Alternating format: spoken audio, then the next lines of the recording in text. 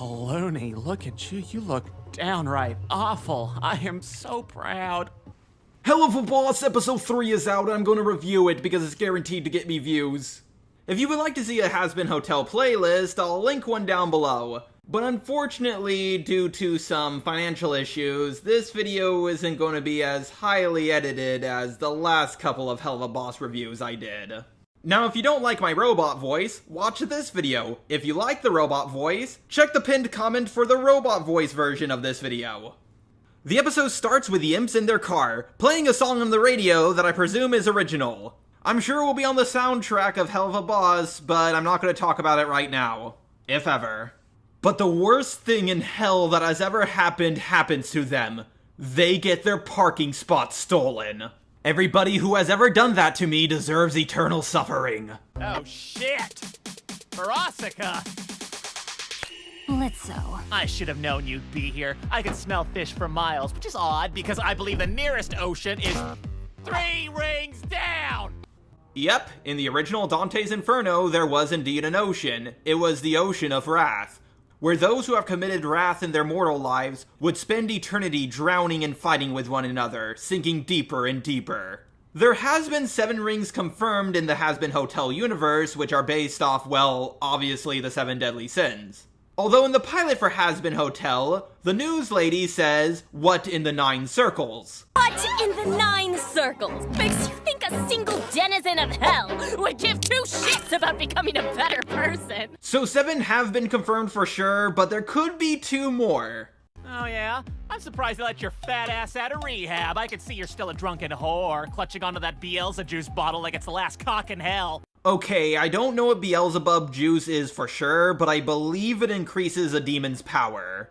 You'll see what I mean later in the episode. And I also believe that Beelzebub is one of the 7 lords of hell. They let me out because I'm still famous, and rehab is for sad loser wash-ups. I mean, she's not wrong. So your sister says hi. Was that a throwaway line, or will we see that Blitz has a sister later on? But I do believe it has been confirmed that he comes from a large family. Actually, prick, it has my name on it. What is it with whores and signing their names in weird ways?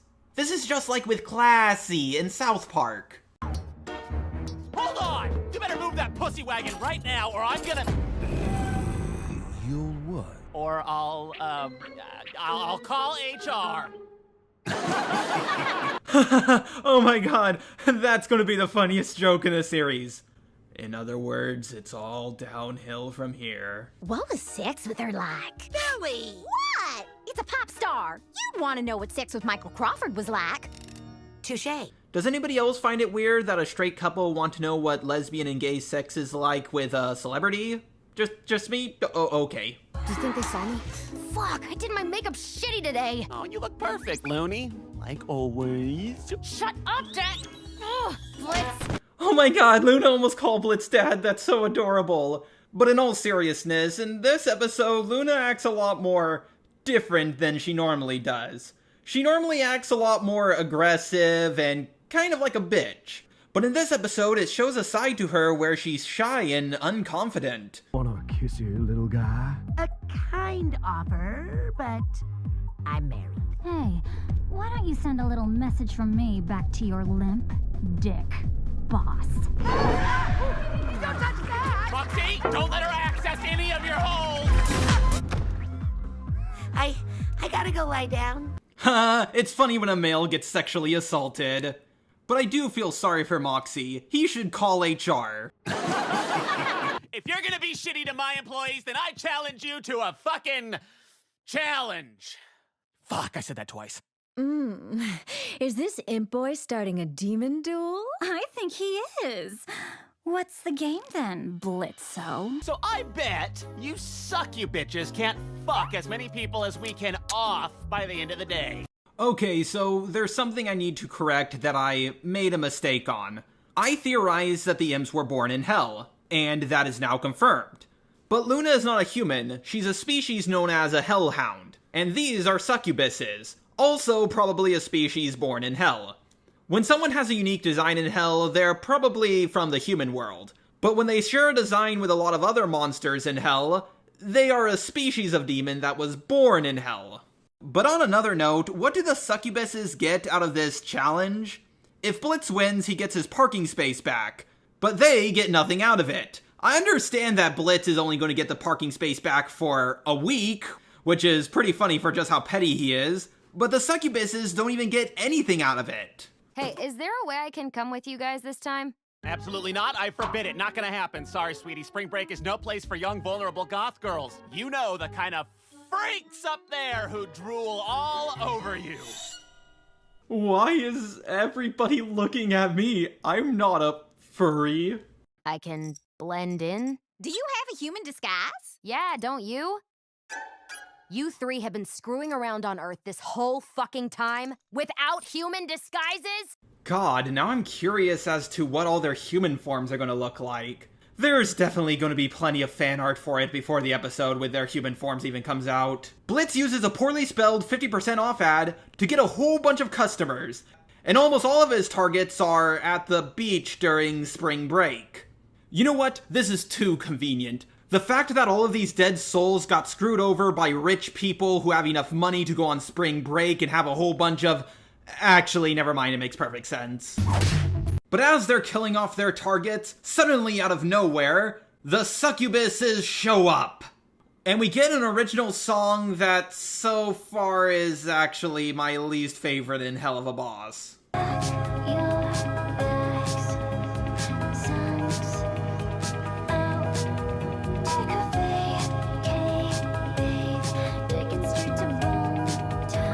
Now, if you like this song, more power to ya. Maybe I just don't like the genre or something. And maybe I was also too spoiled by Stolas' song.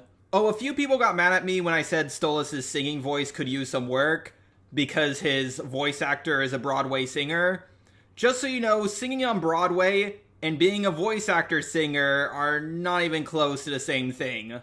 Just like the actor for Javert is trained in folk and rock, but his opera singing voice is pretty terrible.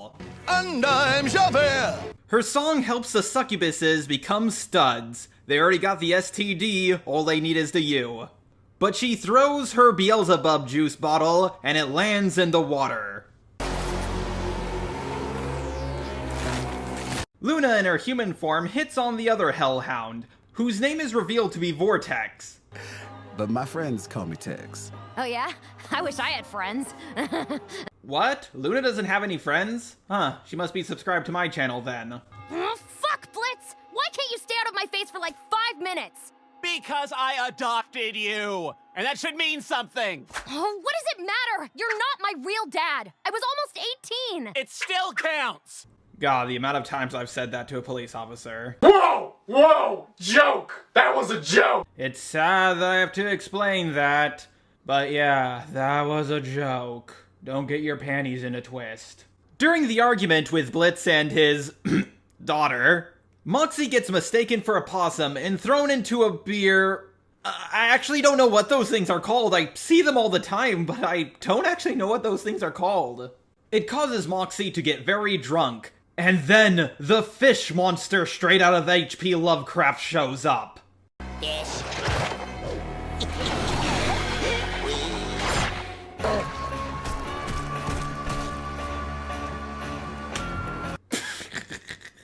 Okay, I was wrong. The HR joke wasn't the funniest joke in this series.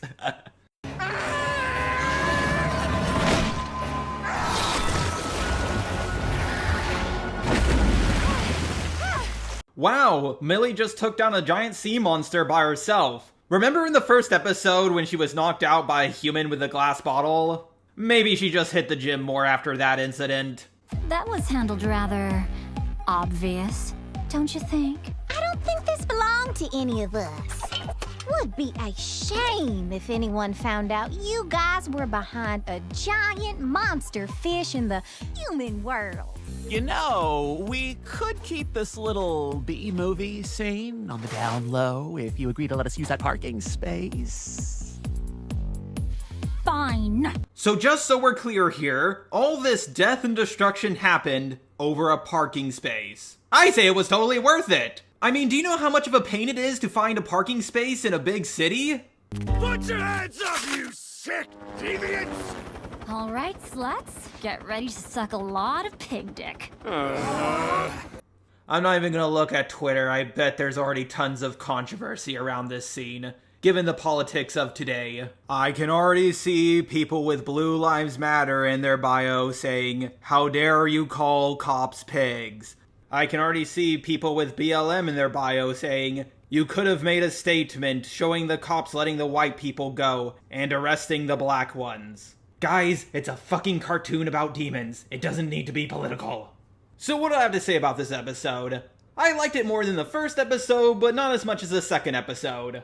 But I do believe the succubuses are returning. And I'm really happy this episode came out when it did, because I was working on a prediction based off the trailer, and yeah, it was extremely off.